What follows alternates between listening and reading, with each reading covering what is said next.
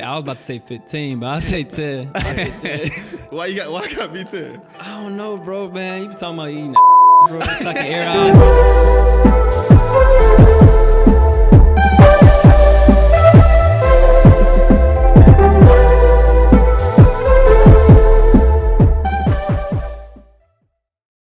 What is up, guys? Welcome back to another episode of The Ordinary Freaks. B and Eddie here. And as you can tell, this week's episode is going to be a special one. We're going to have one but two guests in the building today. Hey. Darius next to me. I consider this guy a true hustler. Hey, man. Visual artist, community creative. And Alvin over here.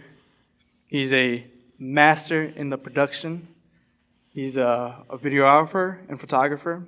And these guys have joined forces to create Locals Gallery. Yes, sir. Yes, So, sir. D and Alvin, welcome to the show. Appreciate it, Well, bro. appreciate it. Big fan. Nice. Thank you. Big fan.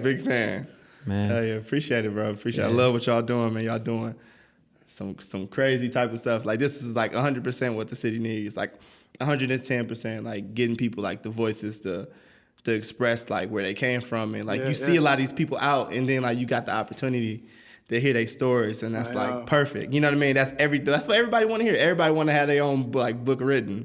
And y'all giving opportunities. Because I know DJ Shauna, and I see like, oh, damn, like, DJ Shauna been through some stuff. Like, that's dope. You know what I mean? And it make you appreciate somebody, like, 10 times more. Like, 10 times more. Like, damn, like, I understand why they're, like, the way they are. So, bro, keep doing what y'all doing. Hell yeah. Appreciate it, man. It's like my first time being on a podcast, for real. He gonna be like,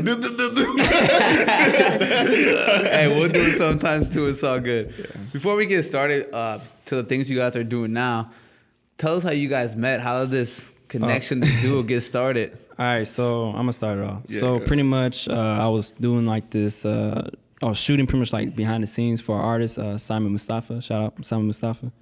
And I met him. It was, I guess they was doing like a shoot. Yeah. For the After Gallery. For Shauna. For Shauna. For Shauna, yeah. For Shauna. Shout out to Shauna. Yeah. Big homie. And so we chopped it up a little bit and exchanged information. Next thing you know, he hit me up. We meet up, and after that, it was just history was made. Yeah, it was definitely interesting. Like, what Alvin not telling us, like, like the interesting part, like, about the story is, like, you know, we met. Then I hit him up. Like, one thing I be needing is, like, consistency. And Alvin was on it. I was like, bro, you want to help me with the shoot? Told the girl I was shooting, like, bro, you want to come? So I didn't tell him, like, it was, like, a news shoot. And so Alvin came, like, bro, you sure about this? Like, yeah, bro, she cool with it. You know, everything's fine. It worked out really good. And, like, Alvin was on it and, like, created some dope pictures. And from us being at After Gallery, like, we did a lot of good stuff together. A lot of good content. Like, content was crazy. Like, dope content, good videos. Working on commercials and all this type of stuff like that, and the relationship just grew from, like, all the stuff we got in common with music, being a dreamer, and everything like that, and it just grew like a relationship. Kind of like you know somebody, but, like, you don't know them in a sense, but, like, bro, you cool. Like, Like, even you my type of person. Even like the island backgrounds, like I didn't even see that coming. Yeah. When I found that out when we was at was the Coffee Makes You Black. Yeah. So your family's from the islands. Yeah, family's from the oh islands yeah, too. Barbados, bro. Like, you like, yeah, St. Thomas, like, okay, brothers, my man. Like, You're right. Hell yeah. Yeah, but That's so it was awesome. Yeah, it was dope though. Yeah. So I wanted to ask you guys, what's one of the earliest memories you guys have of, you know, that interest of photography or capturing that moment? And I guess we'll start with you, D. I mean, He oh. said me, bro. Alvin's on it. Alvin's on Oh, it. my bad. I was gonna. I think my earliest memory with photography, I remember, like, going to school. You know, everybody had those things, like, when they went to school. I had the disposable camera, like, and my mom used to buy me, like, plenty of them, and I just used to go to school. It was nothing good, but it all started from the disposable, and just like being able to keep memories of stuff that you will later forget, or you just forget, you know what I mean? And just able to, like, to go back and look at it. So I just remember my mom's, like, always being big on pictures. Like, if you go to my mom's house, tons of pictures on the wall. You go up to the stairs, going upstairs, pictures everywhere. Like, people that I don't even know, like, on the wall. Like, oh, Mom's who's that? And it meant something to her. So, like, she always instilled that with me, like, with taking pictures. Not necessarily as, like, a thing that can provide an income for you, but more so, like, it's a thing to always remember people. like 100%. Like I don't know if y'all seen the movie like what's the shit called? Coco. Like how that stuff is like, you know, when it's dealing with that, like being able to just like see people like, and you know, don't really understand like how much that means to like see like a parent or a grandparent, and it's just kind of always having that. My mom's always been good with that. My grandma like that. You go in her house, pictures all on the wall, and it was just something that was like instilled in me with like always taking pictures, because like you can't get the moments back if you don't have those pictures. You can be like, and just like to relive it with other people and show your child or whatever it may be. So hell yeah. From that, growing up in a very photogenic house, not even on purpose, you know what I mean? Just like my mom was just taking pictures. There was nothing too serious about it, just growing up in a super, super photogenic house. And that was about it. Yeah. And yeah, Man. You found out something new, didn't you? I don't know. For me, well, my mom's used to be the one that used to take like the most like embarrassing pictures. So like, I remember we used to every like June or July in the summertime, we used to go to this like bike ride for like Miller Arts. I don't know if you guys ever heard of it. Through her job, she used to just like purchase, I guess, tickets to go and we'll participate. So we would be having like the most like random helmets that we'll never wear. Like we're like outside just playing around, you know what I mean? She'll just take pictures, you know what I'm saying? But for me, it kind of started like, I really fell into photography. I didn't like start off saying, hey, I just want to be a photographer. This is what I want to do. Because at one point when I was in college, I used to do graphic design. And I was also going for game design too. So a lot of times I used to use those photos to pretty much use for like flyers or whatever. So I wanted my own library of visuals, you know what I'm saying? Instead of just going to the internet and licensing and royalties and all that stuff. So I ended up kind of like getting into and just seeing like random pictures that look pretty dope. And that's how I kind of like started getting into that, started learning about the camera, like the ins and outs, and next thing you know, I'm here. So I really admired you guys' hustle. Do you guys remember like the first time you guys got paid for doing a creative project? Can you guys talk about that? Man. Dang.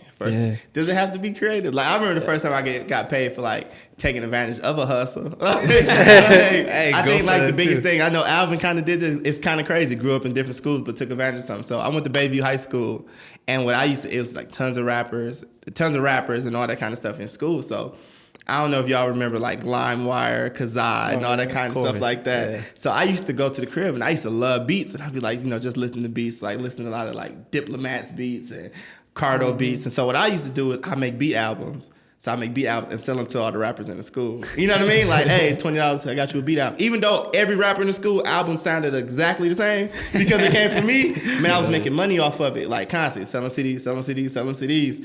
And that was my first thing of me understanding, like, damn, like supplying, you know, kind of like supply and demand. Like, you know, you see somebody needs something. If you don't see nobody else taking advantage of the market, shoot, you can do it. All it takes is like literally just you doing it. You know what I mean? Yeah. It's nothing else more to it. So for me, that was the biggest one. It's just constantly on it. And like just constantly people ask me about stuff and I would listen. I'm like, okay, this person hot right now. Let me see if I can find some beats that's similar to him. Because people always gonna try to imitate. So I used to make CDs, literally had like a, you know, like them old, when you used to have in the car, like the big old CD books. Yeah. I used to have a big CD books of like instrumentals. Like, yeah. Volume 1, Volume 2. No, it was like 50 Cent instrumentals, Kanye instrumentals. You know, so like if you want beats that sound like them, like, bro, I got it. Like literally had a book bag with all the stuff in it and was able to like sell it. You know, it worked out pretty good. Then like, people started like using like phones more, like MP3 players and all that kind of stuff like that. And I'm like, damn, man, I kind of lost my hustle. Like, you know what I mean? So, you know, it was good. Like I did that for the majority of the time. I was in like high school and stuff like that, like constant, like doing stuff like that, just finding other ways to like see what people needed. And I got it. Like I try to take some like advantage of it in any shape or form I can, like literally. Shoot, I can date back to when I was in elementary, man. Like, I used to sell candy in front of my house. I used to do that. Dog, like, I used to have the chalkboard with the prices of, like, the blow pops and the PCs, king size, and all that. And then, in high school, I used to sell mixed CDs, right? And I also used to sell porn, too. I ain't gonna jack. Hey, take advantage of puberty, bro. Yeah, take advantage of that shit. I used to load up people's iPods, like back with like the Nanos and stuff. I used to load that up. You take it home and like put it in. Yeah, put a whole bunch that's of back when I used to use iTunes. I don't use it no more. Yeah, bro, that's a ripoff. Yeah. No, but yeah, that's crazy. So I think with that hustle comes, you know, the wanting of collaboration, right? Like kind of like what we're doing right now in this moment. Can you speak on some of those things as far as like what the city's offering right now? I know, you know, we talked previously, and you mentioned basically, you know, that Milwaukee has a lot to offer. There's a lot of resources, but artists sometimes, you know, we're in these cocoons, right? We're working, we're slugging it out. We don't really go out and open to see what's out there. Can you talk about some of those opportunities that, you know, maybe advise some of those people that are lacking that knowledge? I think the biggest thing is like, man, put your ego aside. Like, you're not gonna get, like, I literally just got done reading a good book called Ego is the Enemy.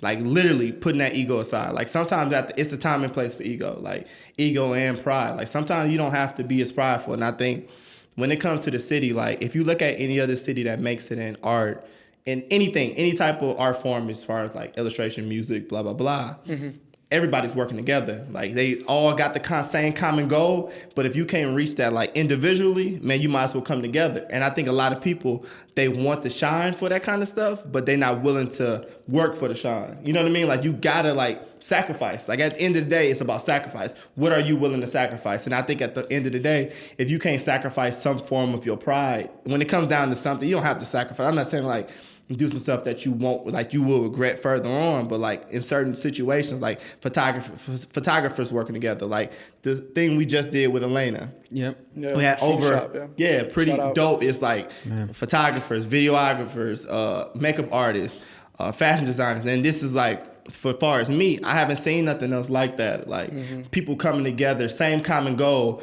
It's just like the come and work together. Like, this is one thing that I always talk about. It's called like, and I kind of like live by it and I die by it. It's like the circle process of constantly, you got a big circle, a whole bunch of arrows going around. Everybody's back is being scratched. And I think the biggest thing with a lot of people in Milwaukee, they're afraid to scratch other people back. And without saying like, so what are you doing for me? Like, sometimes it's not about that. Yeah. It's not about that. You know, karma is a motherfucker. Like, at the end of the day, karma is big. You know what I mean? Sometimes when you just helping somebody out, it will be received to you. It may not be in that moment, but it will definitely come back to you in some shape or form.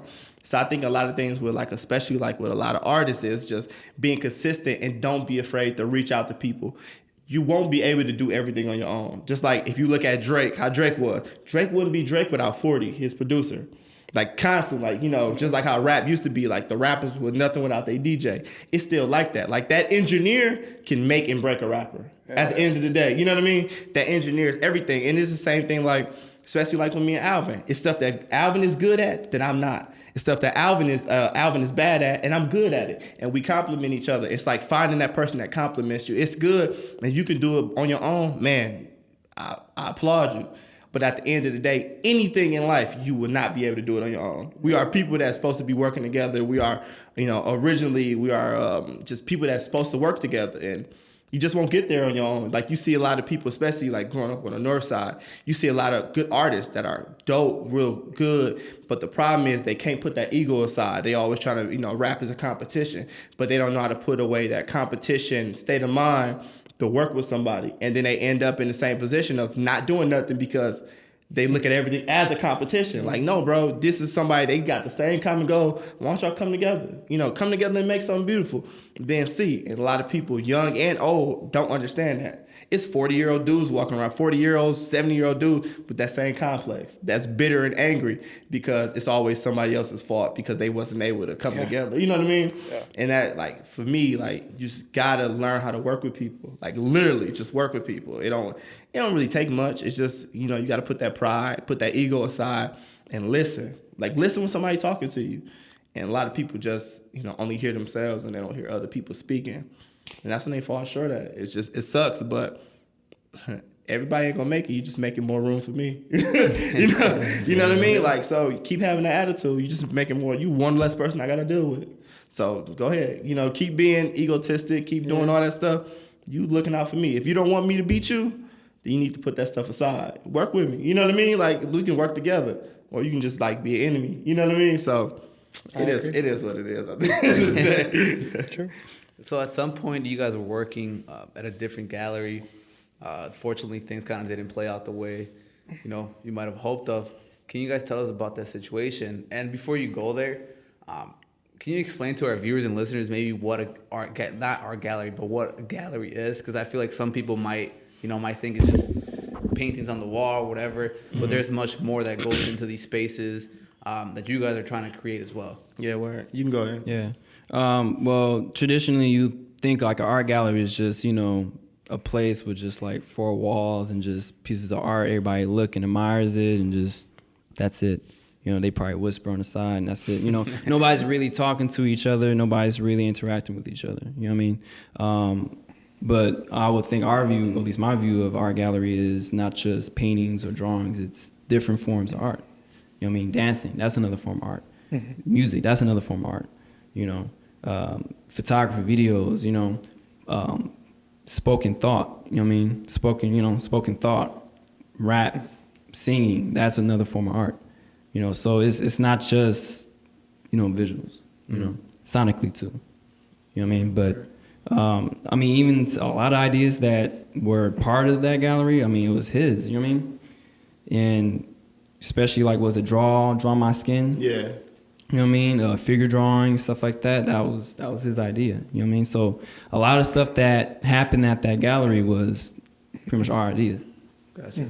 So you say it's more of a space of creativity to say. Yeah, exactly. It's 100% a space for creativity. It's not just, I think what happens is, the way that kind of like the world kind of put, not even the world, what you see on TV of art galleries, like you see something on TV and it's just like, that's nice, that's a lot of money, I can't afford that. Yeah. You know what I mean? And in the actual way, the people that's honestly making art is people that's broke as hell. You know what I mean? So the people that's honestly making our art, these super sophisticated individuals, what we see art as, just like Alvin just said, it's not this straight line of things. It's this widespread of so many things, especially in the day and age that we live in with social media. It's not like when our parents was, kids, when it was literally art on the wall. It's literally videography, all these other different type of avenues. And what we trying to do is kind of exploit that. Let's show it what it is, because just for a lot of viewers that don't know, art, it comes in a lot of different forms. It's not just this whole thing about being quiet and coming out here looking at the wall, looking intrigued at a painting and be like, okay, cool, I don't understand this, goodbye. You know what I mean? It's kind of more than that. It's okay, I get it, I don't understand this, but I'm going to talk to the person next to me to try to understand it. And that's what we tried to do at After Gallery. And it was unfortunately, it ended up being a bad, ending to it. What we concocted there was crazy. We had a lot of love from the city, a lot of everything. I was the creative director there, and Alvin was the chief of photography and videography.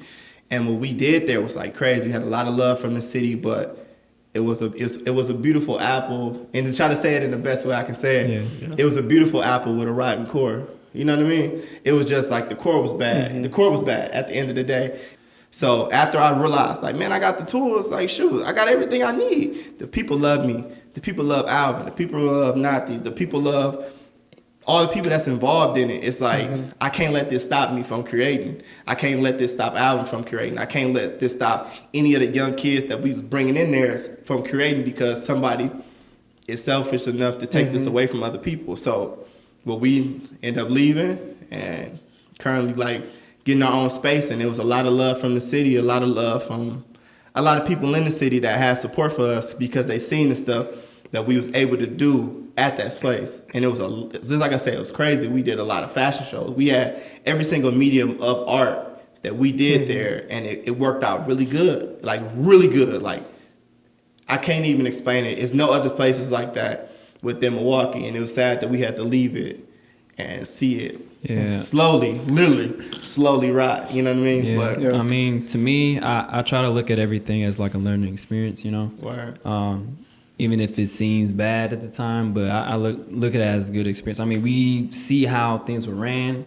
We know exactly what to do. You know what I'm saying? We got the blueprint. Yeah. You know what I mean? So we good. Yeah, we good. I'm not worried, honestly. Yeah. So keep 100, you know what I mean? That's a great thing. That you guys actually, you guys recognize that you guys have it. You guys are able to do this. Yeah. I think a lot of the times as creative people, sometimes we need someone above us, or someone to be, maybe telling us what to do, because we don't truly believe that we can make that leap yet, right? But I mean, you guys have actually caught up to everything, and you guys like, you know what? I'm jumping out the ship, and I don't even care. There's gonna be a buoy next to me. Head right? first. We didn't even see if it was water down there. We just, head first. We just jumped straight out, and like even diving into, we ain't even hit the water yet. You know what I mean? We ain't even hit the water. It could be sharks and all that shit, but them sharks finna be my best friend because I can't swim. But like, all I know is like, we literally dived out into the water, but. Lucky enough, the people that is catching us down there is the people that support us, and it's a lot of people that support us. Because like besides just being an art space, the one thing that we did do is we was a temp service for creativity. So what we did is like we brought a lot of people in. Say if you're a photographer and especially being a photographer, if you don't know anybody that's like in photography or need the work, you kind of got to know somebody that knows somebody that knows somebody to get work. So what we did is, especially, we was like the hub for creativity. We had businesses, we had models, we had photographers coming to us. Like we get a photographer, like, hey, I need models. Cool, we got models here. We can help both parties out. Hey, a company come to us, hey, we need an illustrator. Cool, we got illustrators. Help that illustrator out, get money in their pocket, and to feel appreciated. Because at the end of the day, it's literally about appreciation. We not getting nothing from this besides helping somebody out. Because like how I look at it is, if I can steer somebody in the right direction, why not do that? You know what I mean? Like just like I said, with ego and pride, I'm not getting nothing from this besides helping somebody out because I know how it feels to not have help. Growing up on the north side, it's wild as hell over there. It's wild, and it's like it's no art stores and all that kind of stuff like that. Yeah. So I didn't have that guidance or to even understand that I was an artist until I got later because if you ain't a rapper or a producer or you make beats. It's like, what do you do then? What art do you do? Bro, you sing? That's weird. But like, you know what I mean? But like, for the most part, it's just like, it's literally just to show appreciation, just to show appreciation and just to show people in the city that it's possible to work with people without taking advantage of people. You know what I mean? And that's what we hit on, like constantly hitting on that kind of stuff. Constantly taking advantage of people and just not taking advantage of people. Constantly showing appreciation to people and not taking advantage of them. It was really working for us. Even to this day, I still do it now. When we reach out to companies, because what me and Alvin do is, since we're out of the space, we reach out to the companies, mom and pop shops, all these different places. We take a look at their social media and we see what they need help on. Because a lot of people just not good at social media. Like they not. Lucky enough, we grew up in the era of social media. So if we can help out a mom and pop shops that need help with a video, dope pictures, we have all the talents for it. We have people for it. We can help other people find work. And that's what we do. It's just like a full realm of helping people out. Like we got a whole village. Everybody in the village got a job. And we making sure that we can get other people in the village, work by constantly bringing it back to us. Like, and it's been working. Like our village is still growing at the end of the day. And I'm lucky enough, like the locals' village is still growing. We left the motherfucking kingdom where we was at after to make a better village because the shit was fucked up. Parental advisory, So reaching out to those companies, it goes back to the hustle and you guys wanting to go after it. Mm-hmm. Can you tell us your tactics or how are you selling yourself or what are you doing for these companies to actually even pay you mind? I'm gonna say this: sliding in DMs isn't always a bad thing. Yeah, true. Sliding in DMs, it just ain't for like dudes and girls. You can slide in companies' DMs.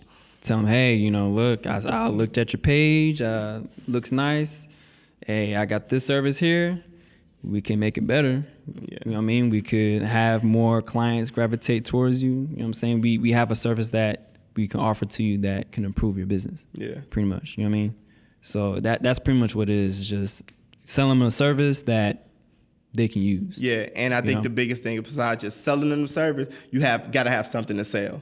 You literally have to have. You can't say like, "Hey, man, I can do this." But like, okay, show me how to do it. Like, you actually gotta have like something to show. Yeah. And if it isn't ideas, you literally have the physical stuff. Like one thing that I can say, I'm good with talking. Alvin is a showman. Alvin is 100% like good with all the technical stuff. I'm not good at that. Like, and I'm cool with that because we complement each other. Mm-hmm.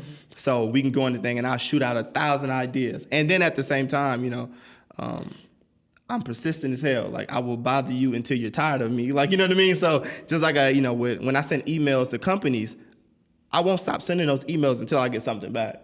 Like, all it is taking a button. Like, okay. Like, how I look at it is, what's the worst somebody can tell you no? And that's going to stop you? Like, you know what I mean? It shouldn't stop you from doing anything. So literally every single day, I remember sending an email to Fox 6 constantly. Emails to Fox 6 every single day. Wouldn't get no response. I'll just go look at it, forward it again, and resend it every single day. And I finally got a response. And that's all I want. That reckon, like, they see you, like, okay, they see my email. It's not going to the spam. Even if it did go to the spam, I'm still gonna keep sending it. You know? So like it doesn't stop. So it's 100%. I think it's more so the content that we can sell people and to show people, because a lot of people want to appeal to people in our generation and the younger generation. Because if you can get kids while they're young, especially if you got a good product, they will stay with you while they old. You know what I mean? So as long as you can have that and constantly keep hitting on that, man, they gonna keep telling more people, and it's gonna constantly keep growing. Like shoe companies. If Nike, just like think about when we was growing up, the shoes that was hot. These kids, all they rocking is Adidas. Like when I was growing up, it's like Adidas, that's weird. Like who wears Adidas? But now like these kids growing up, Nikes is their Adidas for them. So they got these kids when they young. So when they getting older, like, okay, I've been rocking Adidas since, okay. And they got these people. So if we can do the same thing to a company and show them like we can have you appeal to the younger generation, they gonna spend money. You know what I mean? That's at the end of the day, that's what people want. They want the profit. So we can catch people catch people and show them like we can do this for you. We can show this and show like the other people that we work with the other names and stuff like that. They can be like, well, what I got to lose? You know what I mean? At the end of the day, what do I got to lose? If these guys didn't come to me, I would just be doing the same old stuff. At the end of the day, they want to make money. They want to appeal to other people in a market that's not, coming in directly inside the building, because there's other ways to promote besides just coming inside of a building. You can do it on Facebook. You can do it on Instagram. You can do it on billboards. You can do so many other avenues. So why limit yourself? So let me help you expand your mind when it comes into how you can market yourself. I can tell you, definitely, I'm good. I don't know why I'm good at it, but I'm good at it. Like, I ain't go to no type of marketing school or anything like that. I grew up with a kid that watched a lot of TV and watched a lot of info commercials. And I know, literally, like, how I look at it, if I wouldn't buy it, I wouldn't think nobody else would. If it don't appeal to me, like, oh, okay. Like, if you ever watch something and it really don't be good, but it was impressive enough to get your attention. You know what I mean? You ever watch something like, oh, okay, this was the previews for this movie look really good, but it was horrible. But they made you spend the money. You spent the money. Yeah. Mm-hmm. You know what I mean? I mean, it's not, at the end of the day, it's not about the product. It's how they present it to you. How you present it, yeah. So, like, a lot of times when me and Alvin do go talk to people, like, I go exactly how I am. Same glasses, grill, and everything. Because one thing, I want somebody to work with me because they want to work with me. Not because, like, you got to go there and dress a particular way. Like, if you won't work with me how I'm dressed, oh, yeah, I don't need to work with you then. Because you don't take me for how I am. You don't respect me enough to take me for how I am. So, like, go to big companies and all this type of stuff. It can honestly, it could hurt me. But at least as long as I know I'm not dumbing down myself to approve to someone else. Like, I'm being true to myself. And if you really want, if you really want me to work with you, I need you to understand this is who I am and this is what I offer. Either you can take it or you can leave it. That integrity as a person is 100%. It's what people need, and like not blocking that integrity and constantly running with it. And that's the biggest thing. Yeah, I mean, plain and simple, just slide in the DMs, hit them up. You know what I mean? Slide in the DMs. Slide them DMs. When all else fails, slide in the DMs. Matter of fact, this guy gave me this book. Was it a subtle subtle art of not giving a fuck? Man, changed my life, blew my mind. I'm telling you, you stop caring about stuff. You know what I mean? Shit don't matter. It's like whatever. Like shit, I'm not even in shape, dude. I literally do not take this. For example, I literally probably wait months before getting like another haircut. You a strong man, bro. Strong man. Because I can really care less. Like, yeah, you got me beat on that one. You know what I'm saying? When I come to the job, they ain't looking for me to be 100% well groomed. They were looking for me to drive. You know what I'm saying? So it's like, who really cares? You know what I'm saying? Now, granted, I'm not going to come out with like holy clothes and just like stand outside for days. That Yeezy brand looks like a apocalyptic homeless man. Cop a couple sweaters. You know what I'm saying? But the Yeezy 35th bridge. Man. Yeah, it's just, just going into a situation, just going for it, period. You know what I mean? Like, even the little documentary that we did, like, that was the first time I actually showcased, like, something to that degree. Like I've always had like different like school projects, and it was always smooth. You know what I'm saying? But you gotta tell them about the documentary. Oh yeah. So the documentary is pretty much on like women of color. So we was going around asking women of color like, what do you define being a woman? Like what do you find as being a woman? Like everyday like in a sentence. And like we tried to do it like in a sentence, but it was such a like broad question, you know what I mean, to ask. But it was just interesting just to see like even like the raw emotion that came out of some of these women, you know. And to me it was dope, man. And we showcased it at the event. Was Corey Fells. He was the photographer. We had a couple of local black females that actually had businesses and stuff. That we had like an artist that had her artwork. One was selling like candles. One was selling jewelry, and she was actually like a poet too. Yeah. We actually had poets as well. And we had Natalia.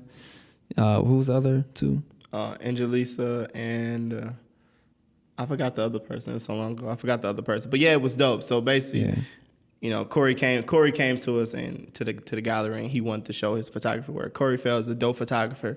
He did the thing called like 100 Days of Women of Color. That was super dope. And he wanted to come and show off some of his work. So like my job of being like the creative director is like, okay, you bring in something to the gallery. It's my job to make it more than that. So originally Corey just wanted to show his artwork. So what my job was like, okay, how I look at like when bringing stuff in, like, okay, yes, you're gonna show like a picture on the wall, but how I always look at it is we need to keep stuff to have people inside the space. So like just seeing art on like pictures on the wall, you'll come and you'll leave. It's not It's a conversation, but it's not enough to grab a group of people. Mm-hmm. So like, because the one thing that we wanted and we still want it now, people to come in within the space and leave talking to somebody that they didn't know. Come inside not knowing somebody and leaving with a friend. You know what I mean? So with Corey came and just wanted to show that. So what my job was, I needed to add more to it because I wanted it to be best. Because as well as he's showing something there, it's a direct reflection upon us and us being the gallery that we was. And so what I did was I got 3 poets to perform. I got 3 vendors. I got we did the 15-minute documentary about women of color.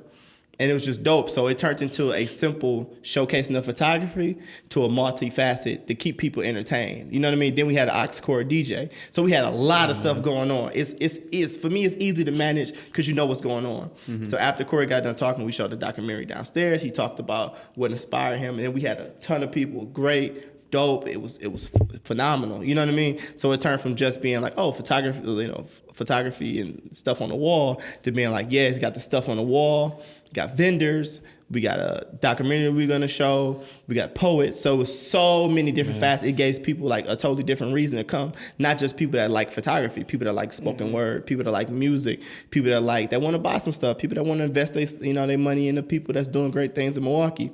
And that's something that we like to do. So that's like when we came to thing with the Locals Gallery, it's not just a normal gallery, it's a multi-purpose gallery because we do just more than just what you would think an art gallery is. We do everything. We don't limit ourselves. Like, why limit yourself? Why just have peanut butter and jelly when you can have like all these other different type of flavors and stuff like that? Like, why? You just, it's just you have everything at your disposal, so you might as well use it. You know what I mean? And now, just because somebody defines something as one thing, that don't mean that's what it has to like be or define you as. So like, break that mold, and don't be afraid to break that mold. At the end of the day, if you love it, do it. If you don't like it, don't do it then. You know what I mean? Just go for it. And I think, especially in the city of Milwaukee, it's not a lot of, as far as for what I know, for being a part of the art scene, it's not a lot of people that love to do it. It's just people have the money to do it. And I think that's where it's messed up at. And that's why people like us don't have a space for ourselves because it's not created for us. It's created for them big shots that got money. And like, I'm not finna spend like $7,000 on painting. I don't have that. So why not make it for the people that's like trying to sell a painting for $7,000? They got to start somewhere. Why not start here? Because them other galleries wouldn't even look at nobody that's not known in the city, and that's horrible. You got people that's coming to your space to spend money, but you won't even support the people that's coming to your space to spend money. Like, that's horrible. You know what I mean? That doesn't make sense, and I hate that. And I came into the art scene like a little bit late because growing up in North Side, I wasn't a part of none of this. So like, I don't get caught up in cliques. I don't get caught up in none of that kind of stuff. I'm here to do a job. I'm here to do a service to people. I can care less about like, oh, you shouldn't talk to this person because they did this, or not anything like super crazy or super bad, but it just be a lot of like real clicky. And I just don't get down with that. I don't care about none of that kind of stuff. So like just constantly, man, just. Yeah, I don't know. To me, it's a lot of talent in Milwaukee. Like me personally. Well, he started out with art like later on. Like I was always like drawing and stuff like that as a kid. Then years forward, went to high school of the arts, was a visual arts major. So I mean, I was always surrounded by some type of like art, but I don't know. It just, I don't know. Life is kind of crazy that way. Like you don't really expect, like I ain't even expected to be even in this particular like, position. Mm-hmm. It was just, I don't know, like go to school, go to college, and after that work. Yeah, right. No, we can agree with that 100%. Yeah. I mean, I'm an engineer, industrial engineer, and now I'm doing a podcast. Yeah. Connecting with local creatives, local artists, local entrepreneurs. Like I would have never thought, this would have came about either. But here we are. We love what we're doing. We're enjoying the Ordinary Freaks movement, and I mean, collaborating with people. Like, we're all about that. We know there's talent. We love collaborating. We love giving you guys the platform to speak on it. So, 100% agree on that. Yeah. So this question I want to have for you guys on the local. So what's the vision for the Locals Gallery? What do you guys see yourself doing, next year, 5 years? What are you guys' plan when it comes to locals? And I mean, even just Alvin and D, what are you guys' plans? Yeah. I don't know. To me, I feel like it's more than just an art gallery. To me, it's like a movement. You know what I'm saying? Like it's really opened up the gates for like other people that are creative, that are from like the north side or even like the south side, and come together to actually like make something big. So it's not just us. It's like it's a whole community. Gotcha. You know what I mean? For me, it's more so like, especially with the gallery. I have a giant vision, and it's a lot of people that's relying on me and Alvin to do this space just because of like.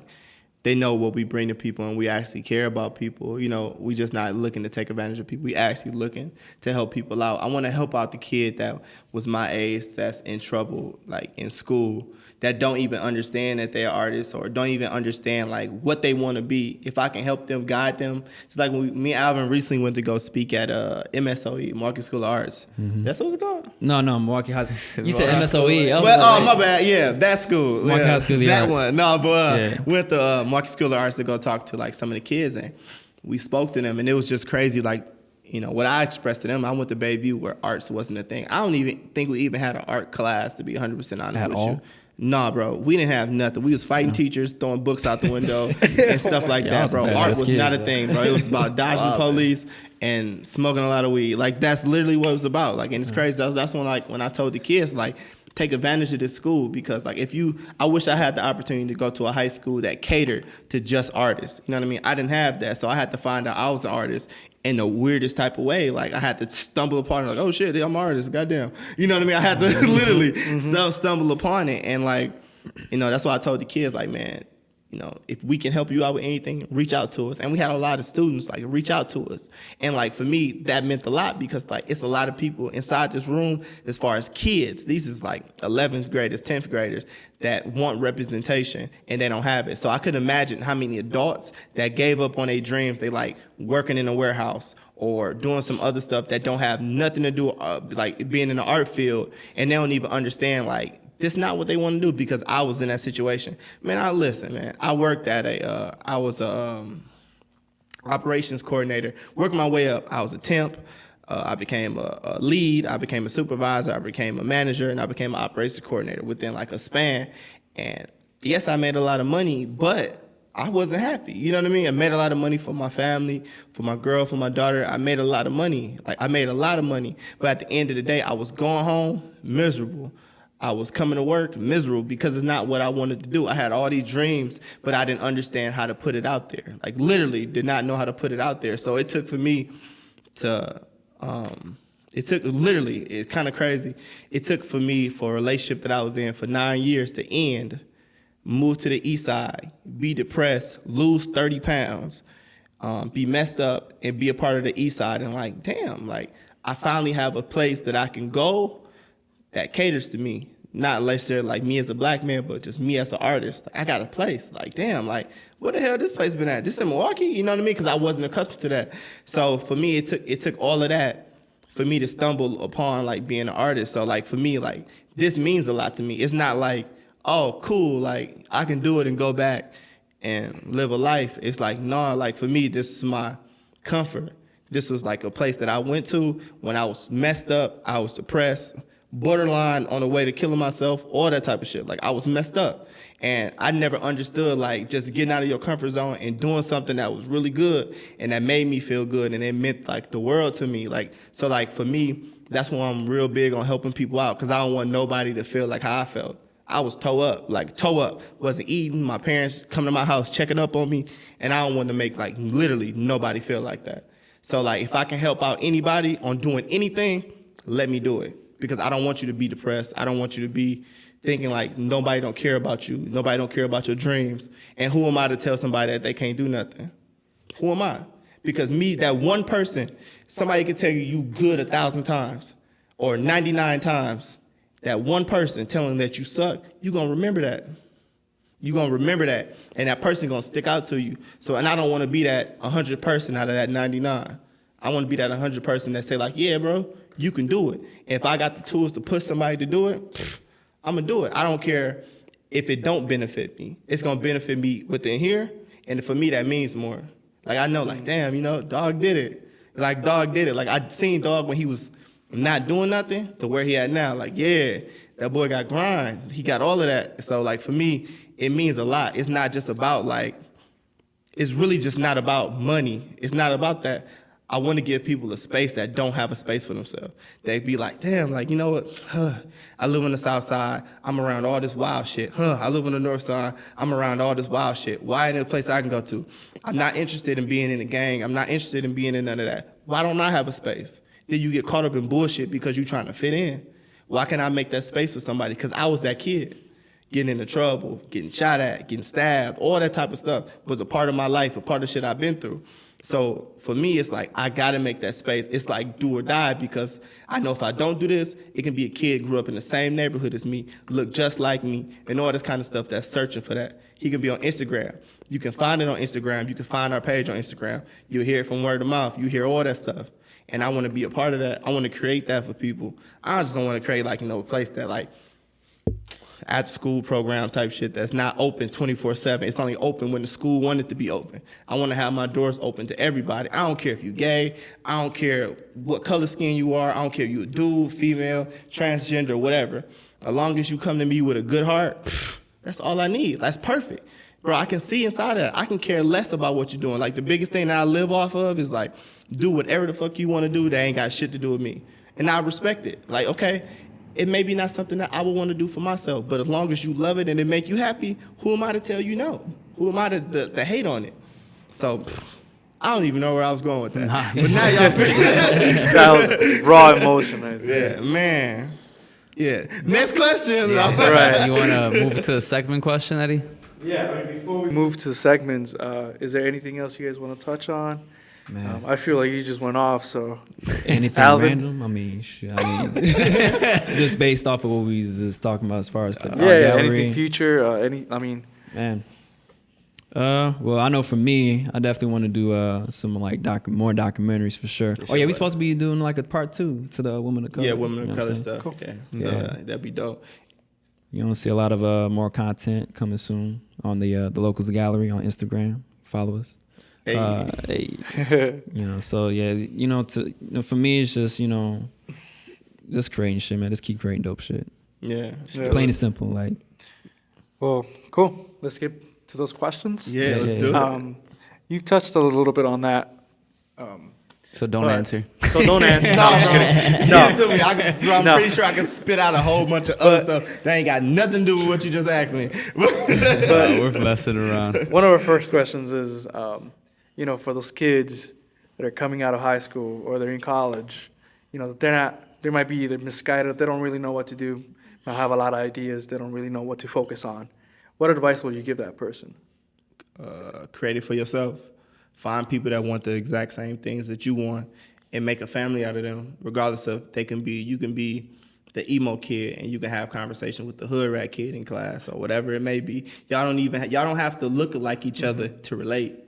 And I think that's what mess up a lot of people. A lot of people only talk to people that they look like because you can be able to relate to them. Like I found out within my discovery of life, it can be somebody that look exactly like me that I can't relate with. And that's just how it works. Because it's not about, the outside, it's about what's inside. True. So like how I look at it is like 100% reach out and don't be afraid to have somebody say no to you. Like just don't be afraid to reach out to people. If it's coming down to blogging, if it comes down to posting an ad on Craigslist or whatever it may be, a Facebook group or whatever, you have so many different avenues to reach people that want to do the exact same thing that you want to do. Me personally, it's just, I mean, if they have a passion or something they're unsure, even if they're sure or unsure about, just go out and do it. Like honestly, I'll say take a year off if they're really unsure. Don't just go straight into school, because I done seen so many people I done knew that went to school, went to college, and they switched majors left and right like they changed shoes, literally. And that's a ton of time, that's a ton of money that you're wasting. You know what I'm saying? So for me, it's just try to figure out exactly what you want to do. You know what I mean? And you may not get it right the first 1, 2, 3, 4, 5 times. You may not get it. You know, to me, life is literally like a journey. It's trial and error. So you more times than not, you're probably not gonna get it right the first time. Yeah. But at least you tried. You know what I'm saying? At least you tried. You went out and actually did it. Like for me, it's just like that first leap of faith. You know what I mean? Just that first try is usually like the hardest for a lot of people, is that big hurdle. Yeah. You know what I'm saying? So it's I mean, I'm not gonna say don't go to school, kids, you know what I'm saying? But like, it's not everything. I mean, social media, internet, YouTube has really shown that you don't necessarily need a college education for everything. Because the first thing they're gonna ask, even after you get your degree, you go in for interview, oh, that's nice, okay, that's nice. Oh, I got a bachelor's, okay. Got a master's, okay. So throughout these years, where have you worked in this field? Or got any experience? Well, in class, no, I'm not talking about classroom experience. I'm talking about like real life job, on the job experience. None. Well, we got other candidates that have it. So, that's the sucky part. Now you done spent how many years in school? How much money you got to pay back? Mm-hmm. See what I'm saying? That's the reality of the situation. Like I told some of these kids at my old high school when me and him was speaking to the sophomores at career day, like,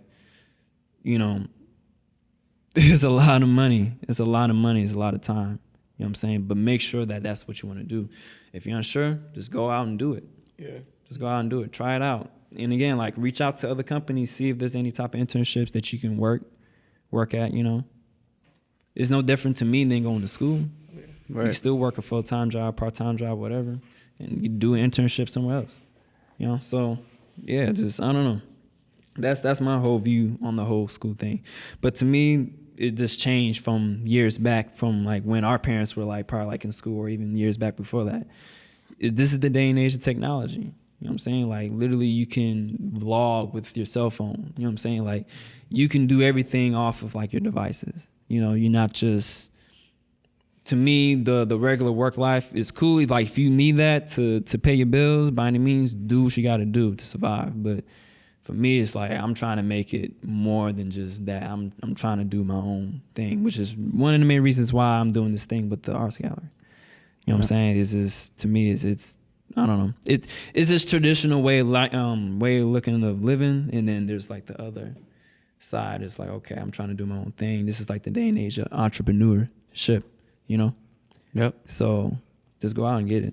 All right. Period. If you guys could answer in one sentence or simplest, what's the best advice you've ever gotten? God damn, that was a good ass question. Do you have a Oh, bro, yeah, bro. You probably. I don't know. Bro, like, yeah. The best advice I got, bro, was boss your life up. Like, boss your life up and stop being a bitch. Like, dead ass. Like, it's that simple. Like, bro, like, stop crying. Like, just do it. Like, shut up and just do it. Like, oh, I don't want to do it. Like, bro, shut up. Stop crying. When I was messed up, my friends told me, like, bro, you got to boss your life up. And that's a motto that I live by. Bro, you see I got that on my wall at the crib. I have to always remember that. Like, bro, it's not worth crying about. boss your life up and shut up and just do it. Because what is crying gonna get you? So like all my homies tell me when I was toe up from my relationship, like, bro, stop crying. It'll be fine. Shut up. You're weird. Boss your life up. Like for me, that's the biggest thing. Like boss your life up and like it. Yeah, real talk. And off the book of The Art of Not Giving a Fuck, boss your life up. Just shut the fuck up and just do it. And there's no other way like to put it. It's just like you have to do it. So stop crying about it and just be about it. So best advice I got was boss your life up. The only thing I can really think off the top of my head, one thing my pops told me when I was little, he was like, to be brilliant is to be a sponge. So like, at first when I was a kid, I'm like, the fuck is he talking about? Right. You know what I'm saying? You talking about washing dishes? Is this subliminal? No, but I mean, if you think about it, it's some real shit. Like how are you expecting to like learn anything if you're just constantly just like, not thinking that you know everything, but pride and ego, bro. Pride and ego. Pride and ego. You know what I'm saying? So it's just like, listen. You'd be surprised. Just pay attention, observe, and you'd be surprised how much you learn. Yeah, sometimes it's good to be that fly on the wall. And not always, hey, I'm the center of attention. Like, no, sometimes it's good to sit back and just look at stuff and visualize stuff for what it is and not be like jumping at something like, hey, these are my friends. Like, no, these cats hate you. It's just good to be that fly on the wall. Like, yeah, boss your life up, be a sponge, and be a fly on the wall. Yeah, learn how to be the fly on the fly wall. on the wall, guys. Yeah. If you could have dinner with one person, dead or alive, who would it be and where would you take them? For me, if I can have dinner with anybody, it's weird, but I have dinner with my daughter as she's older. Like dead ass, I have dinner with my daughter as she's adult, like she's my age. So I can understand the stuff that I messed up on as a father, and I can understand things that I did that I can counteract those things and understand like, damn, I shouldn't have did that or whatever it may be. And I think it'd just be a good learning tool, like, just to be able to see that and understand, like, as I'm trying to do the best for her right now, it's like the understanding and the fully see it and just to see the time and effort of me making her into an artist, not even making her into an artist because she loved to do this. She like drawing, she like taking pictures. Everything that I was once passionate about, my baby got that, and I love that. You know what I mean? Just like I said, like giving opportunities. Like I'm giving my baby all the opportunities in the world to be the best person that she can be. You know what I mean? So for me, I love to have, like, I can care less about famous people. They don't mean nothing to me. I need people that mean something to me that I can look back at like, yeah, you know what I mean? I did the right thing. I'm doing the right thing, and I'm glad that I did this. So for me, I'll talk to my young bond as she's older, and I would love just to have that conversation and just to understand and just for her to yell at me all the stuff that I did and all that kind of stuff like that. I would love it, you know what I mean? So my young bond, my baby, that would be the first one. Man, I don't know. For me, honestly, I'll have to say my late grandmother, my father's mother. Never got to really like meet her. Well, I guess as a baby I wouldn't really count that, but she passed away like before I even turned 1. But I used to always hear these stories about her and like how much of a hard worker she was and what she did, everything that she did for, my pops and my aunt, you know what I'm saying? And just all the stuff that she instilled like in him that he instilled in me and my sister, And so, just being able to have that moment with her. And I'll probably just take her to like some of the spots. Oh shoot, I forgot. I'll probably say Victor. Yeah, bro. You been to Victor's? I just go wherever Alvin going. No. Yeah, I'll probably say Victor's. It's like a Victor's Hideout. It's like up a hill. Really good that? food. St. Thomas, bro. Oh, okay. I'm trying to find my daughter to come to the same place, y'all. I'm gonna ruin y'all date. What's up, y'all? I've been drinking brown liquor all day. I'm gonna hold up my menu up to my face like I don't know about it. All right, so this is the last question we ask every guest that comes through the podcast. Whoever wants to answer first, but on a scale from 1 to 10, how weird are you? How much of a freak are you? Okay, bro, let's do this. And why? Hold on, Define freak. Hey, it's open. Hold on, bro. This Okay. how we gonna do it. Okay. You say me where you think the level I'm at, and I'm gonna tell you, bro. What is it, 1 to 10? Yeah, 1 to 10, bro. And tell each other why, bro. Are we doing it on a count of 3 or? No, he gonna go first. he's He gonna go first. He analyzing. gonna tell me what level I am and why I'm that level. I'd say I was about to say 15, but I'd say 10. Why gotta be 10? I don't know, bro, man. You be talking about eating ass, bro. Sucking air out of motherfuckers' butts and shit, bro. Like, I'm trying to grow a beard, bro. Bro, I'm telling you, like, eat booty, bro. I'm not ready for that. Okay, so all right, so for me, yeah, bro, you'll be like a 20. Bro, this is the first time, bro. Okay. I want you to understand this, that you didn't have your teacup with you. Bro, this guy, no matter what situation, we be ready to fight people. Bro, hold my tea. Bro, I'm telling you. Yeah. So, bro, if I'm a 15, bro, you a 20, fam. Because your tea, bro, your tea mug. I gotta have my tea, bro. Yeah. I got my teacup. If I'm a 15 I'm trying to grow a beard. Listen, I don't get hair right here, so I'm trying to grow like a real live man beard. I'm trying to I'm trying to grow a man beard, and I'm trying to be a lumberjack. And I guess I got to eat booty to do that. But I don't know if I'm ready to do that. So I'll be a lumberjack in training. Before we let you go, to those people that want to reach out to you, where can they find you? Social media, anything. This is your plug time. You can go ahead and go first. Instagram, for me personally, AJ Cuddy, AJCUDI, AJ Cuddy. I don't really be on Facebook like that. I need to up that real quick. Bro, you still got like a high school picture. You like this? So like, it's good to get in contact with me on at Instagram at free_gumption, or on our gallery page, The Locals Gallery, or at our email, thelocalsgallery@gmail. Like, it's so easy to get in contact with us. Or if you even see me out, like, you ain't gonna see nobody else with these glasses and trying to go a man beard, you know what I mean? So it's easy, just get in contact with us. And a big shout out to everybody that helped us out within the movement, between Natalia, between Shauna, between basically Shauna, man, there's so many people that this road that we've been on. Webster X for reaching out, Janice of Jazz, not Jazz, but Free Space. Everybody, you know, it's big love to everybody that's doing big things in Milwaukee, man. We need more people like y'all. And yeah. Shout out to Simon Mustafa. Shout out to Frank Lewis. Sorry. Shout out to everybody, pretty much. Hey, you know what I'm saying? Cool. Hey. All right. Well, thank you guys. Appreciate it. It was dope. Appreciate it, fam. Ordinary Freaks, thank you for tuning in to another episode. Had a crazy episode, fun episode. These guys have a lot of knowledge. They're doing a lot of creative stuff around the city. Again, you guys see, if it's a project, if you guys just need someone to talk to, I'm sure these guys will be willing to take the time. Word. So reach out to them. Thank you, Eddie. Peace.